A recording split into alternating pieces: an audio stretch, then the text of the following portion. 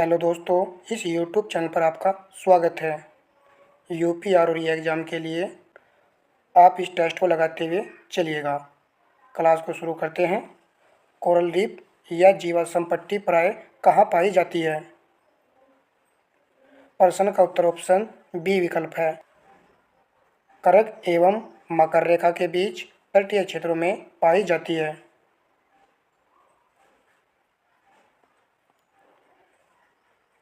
वर्षा की बूंदों के गोल या आकार का उल्लेख करने के लिए जल के निम्नलिखित गुणों में से किसका प्रयोग किया जा सकता है?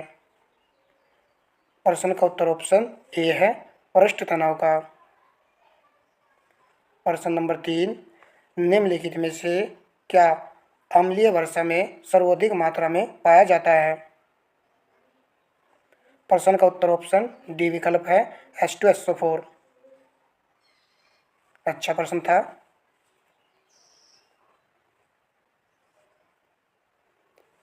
प्रश्न नंबर 4 अभिकथन और कारण से प्रश्न है।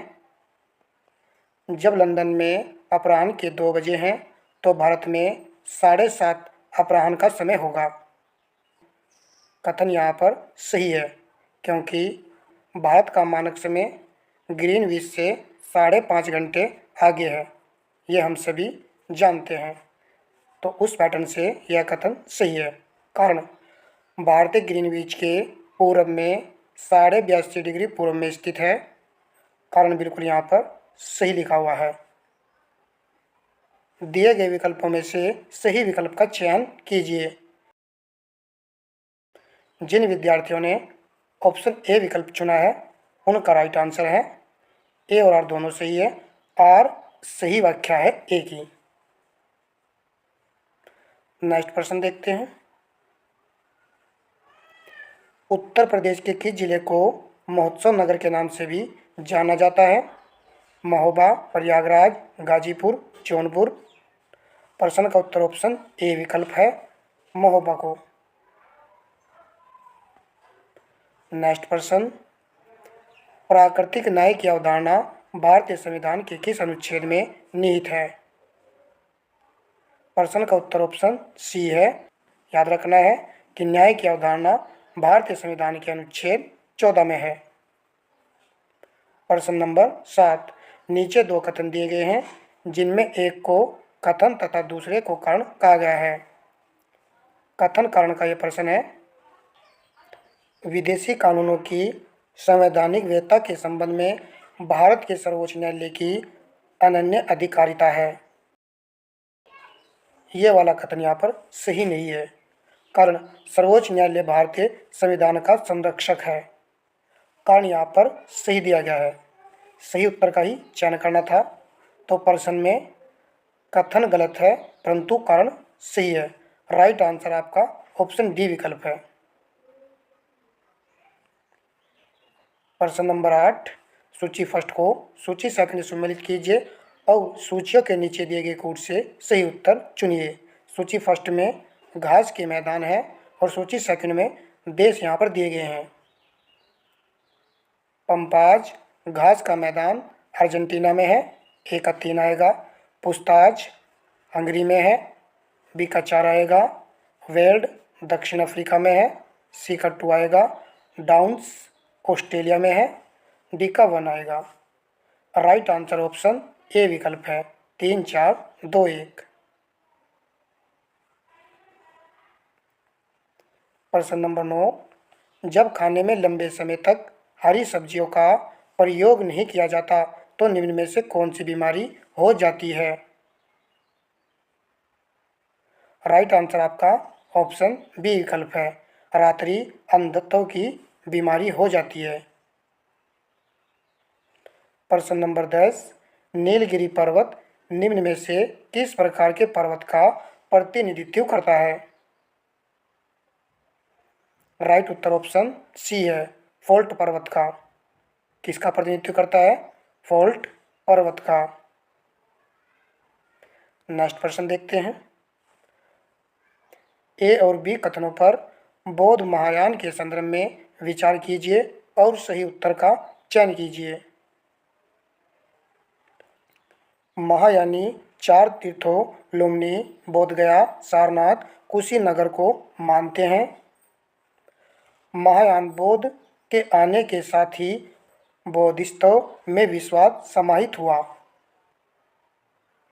जिन्होंने ऑप्शन ए विकल्प चुना है उन विद्यार्थियों का यह प्रश्न राइट है।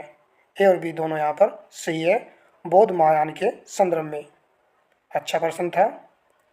आरओ पैटर्न पर ही हमने प्रश्नों की सीरीज चला रखी है। ये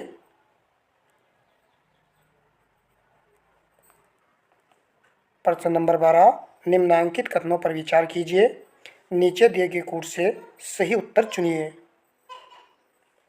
कथन, लगभग 2 वर्ष के अभियान के पश्चात सिकंदर महान ने 325 ईस्वी पूर्व में भारत को छोड़ दिया। कथन यहाँ पर सही है। वह चंद्रगुप्त मौर्य से पराजित हुआ। कारण सही है या फिर गलत है?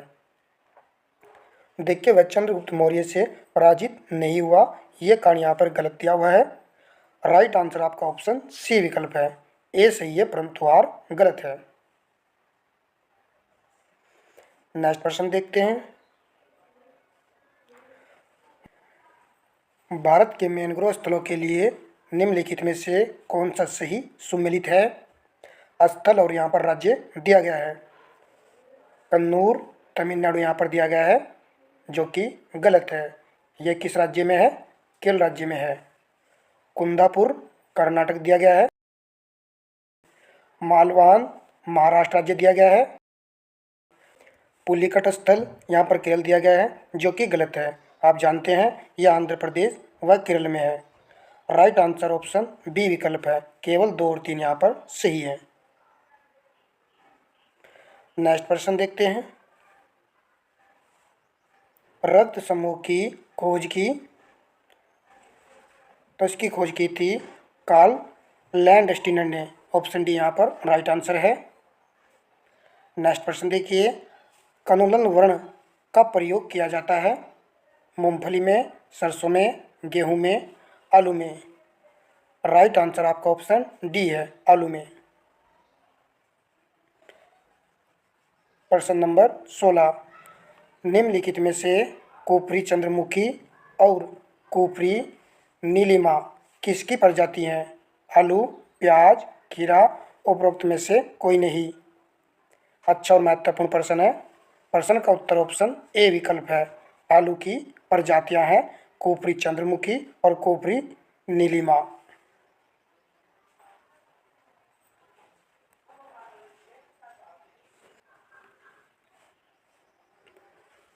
दो 2011 की जनगणना के आधार पर उत्तर प्रदेश के संदर्भ में निम्नलिखित आंकड़ों में से कौन सा सही सुमेलित नहीं है? लक्षण और यहाँ पर मान दिए गए हैं। देश की जनसंख्या में उत्तर प्रदेश की जनसंख्या का प्रतिशत 18.5% यहाँ पर दिया गया है। ये वाला पॉइंट आप जानते हो कि गलत है। कितना होना चाहिए था? 16.50%। तो यही सही सुमेलित नहीं है। राइट आंसर आपका ऑप्शन ए विकल्प है। प्रति व्यक्ति घनत्व 829 है। उत्तर प्रदेश की 2001 से 2011 के दशक में जनसंख्या में प्रतिशत वृद्धि 20.2% है और महिला साक्षरता दर 57.2% है। नेक्स्ट प्रश्न देखते हैं।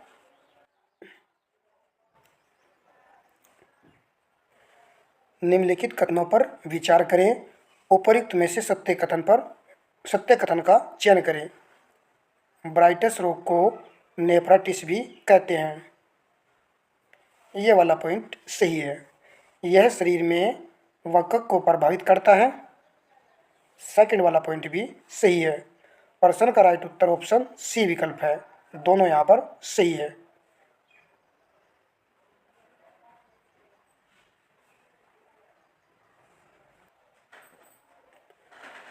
जनगणना 2011 के संबंध में निम्नलिखित कथनों में से सत्य कथन का चयन करें। जनगणना 2011 के अनुसार उत्तर प्रदेश की महिला साक्षरता दर 57.2% है। करेक्ट है। सेकंड पॉइंट देखिए। सर्वाधिक महिला साक्षरता वाले 2 जिले क्रम से कानपुर और लखनऊ है। प्रश्न का उत्तर सी विकल्प है। ए तथा बी दोनों सही है। सेकंड वाला पॉइंट भी सही है। दोनों को आपको याद रखना है, कानपुर नगर और लखनऊ। चलिए नेक्स्ट प्रश्न देखते हैं।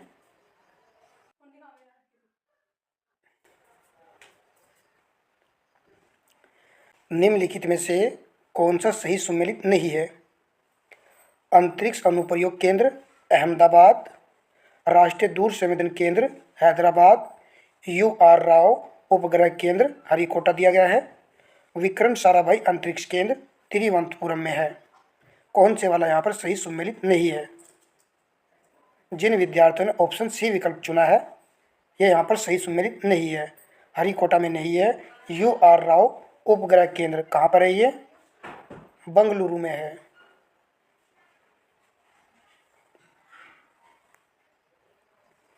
ये भी एक अच्छा पॉइंट है। राष्ट्रीय दूर संवेदन केंद्र हैदराबाद में है। प्रश्न नंबर 21, गुणसूत्रों क्रोमोसोम्स के संबंध में निम्नलिखित कथनों पर विचार कीजिए। केंद्रक में वंशानुक्रम की सूचना वाले गुणसूत्र होते हैं। जब भी कोई कोशिका विभाजित होने वाली होती है तो क्रोमेटिन पदार्थ गुणसूत्रों में व्यवस्थित हो जाता है। उपर्युक्त में से कौन सा कथन यहाँ पर सही है?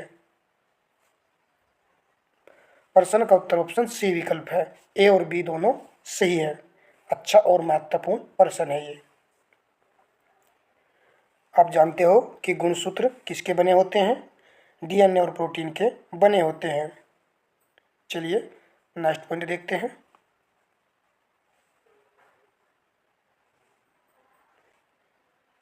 1720 ईस्वी में ब्रिटिश सरकार ने किसके लिए कैलिको अधिनियम पारित किया?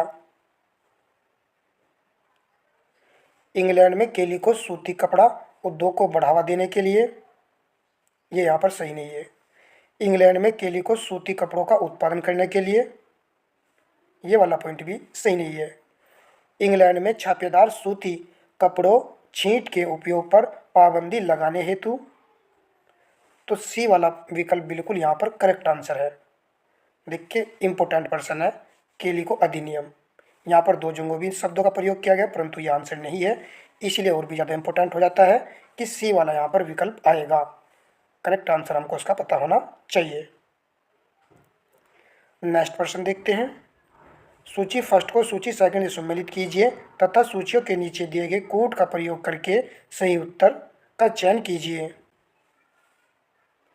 सूची फर्स्ट में युद्ध है और सूची सेकंड में वर्ष दिया गया है। आप आंसर इसका लगाइए।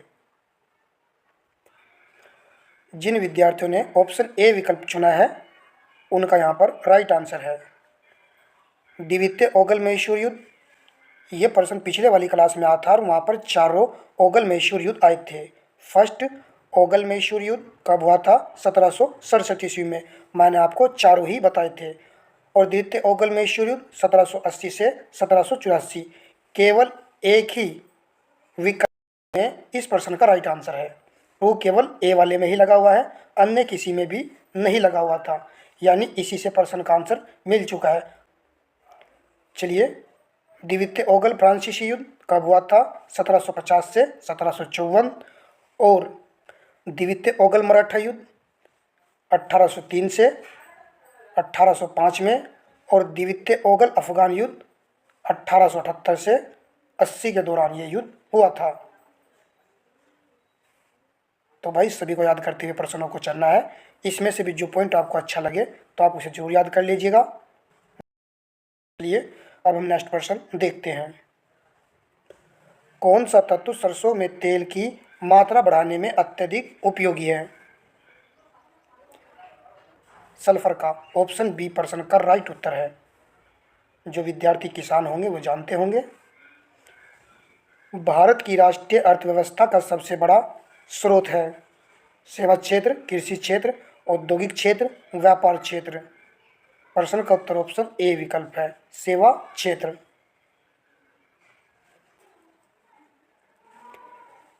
प्रश्न नंबर 26, निम्नलिखित घटनाओं को उनके काल क्रम अनुसार व्यवस्थित कीजिए। हल्दी घाटी का युद्ध 1500 1676 ईस्वी में हुआ था। धर्मट का युद्ध 1658 ईस्वी में हुआ था। पानीपत का द्वितीय युद्ध 1556 ईस्वी में हुआ था। सामुरगढ़ का युद्ध 1658 ईस्वी में हुआ था। यहाँ पर भी 1658 ईस्वी है और यहाँ पर भी 1658 ईस्वी है। अब आपको इसका मंथ भी पता होना चाहिए।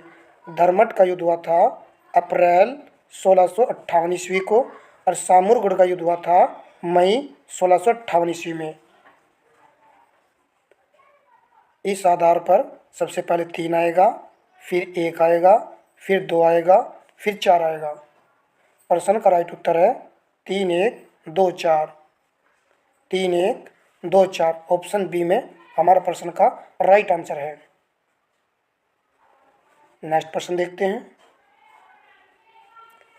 दोहने के सोडे का रासायनिक सूत्र है। प्रश्न का उत्तर ऑप्शन बी विकल्प है N2CO3। नेक्स्ट प्रश्न देख लीजिए। निकट दृष्टि मायोपिया दोष के संबंध में कौन सा कथन यहाँ पर गलत है? इसमें नेत्र गोलक कुछ बड़ा हो जाता है जिससे वस्तु का प्रतिबिंब रेटिना पर न बनकर पहले ही बन जाता है। यह वाला पॉइंट यहाँ पर सही है। इस दोष में दूर की वस्तुएं स्पष्ट दिखाई नहीं पड़ती है। यह वाला पॉइंट भी यहाँ पर सही है। दूर की वस्तुएं स्पष्ट दिखाई नहीं पड़ती है परंतु निकट की वस्तुएं स्पष्ट देखी जा सकती है निकट दृष्टि दोष में। इस दोष को उचित पावर के अवतल लेंस का चश्मा देकर दूर किया जा सकता है। तो ये वाला पॉइंट तो बिल्कुल सही लिखा हुआ है। प्रश्न का जो उत्तर बनेगा उपयुक्त में से कोई नहीं, कोई भी विकल्प यहाँ पर गलत नहीं है। राइट आंसर हमारा डी विकल्प है।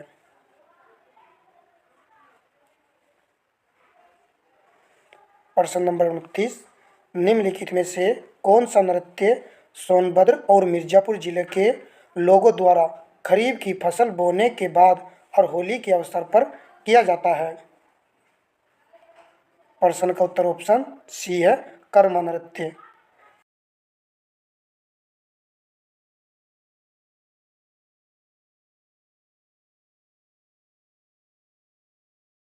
निम्नलिखित में से कौन सही सुमेलित नहीं है? राष्ट्रीय उद्यान और यहाँ पर राज्य दिए गए हैं। बांदीपुर कर्नाटक राज्य में है, राजाजी उत्तराखंड राज्य में है, सिमलीपाल उड़ीसा राज्य में है, पिनवेली जम्मू कश्मीर यहाँ पर दिया गया है जो कि सही सुमेलित नहीं है। डी प्रश्न का राइट आंसर है। इम्पोर्टेंट है, यह हिमाचल प्रदेश में है। किसमें है? हिमाचल प्रदेश में है।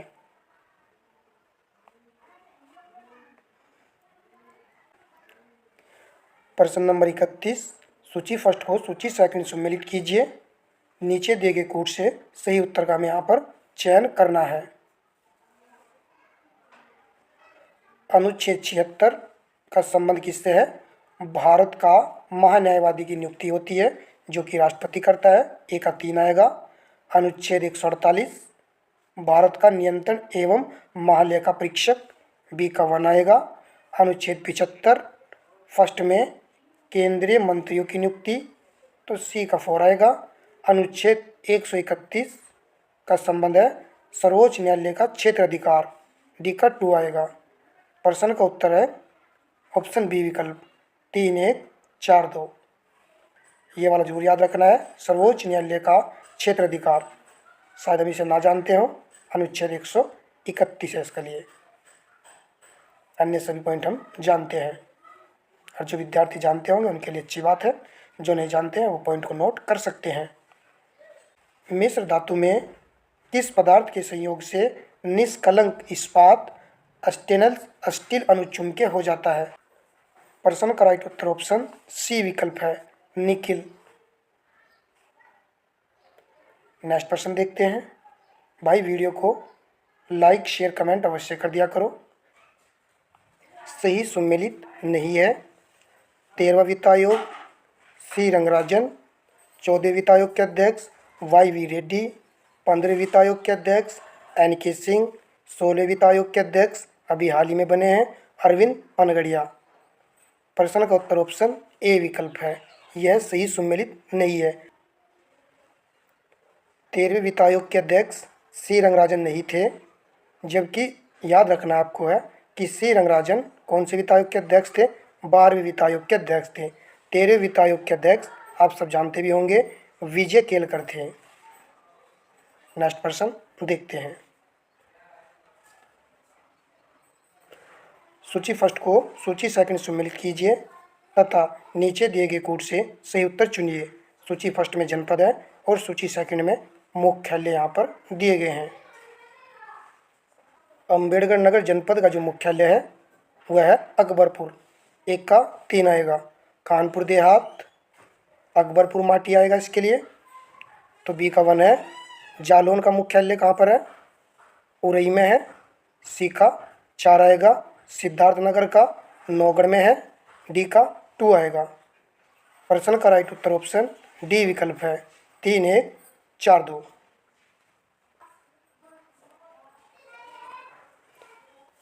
दोस्तों 34 प्रश्न हमने आपको कराए हैं। क्लास आपको कैसी लगी है कमेंट बॉक्स में ज़रूर बताइएगा।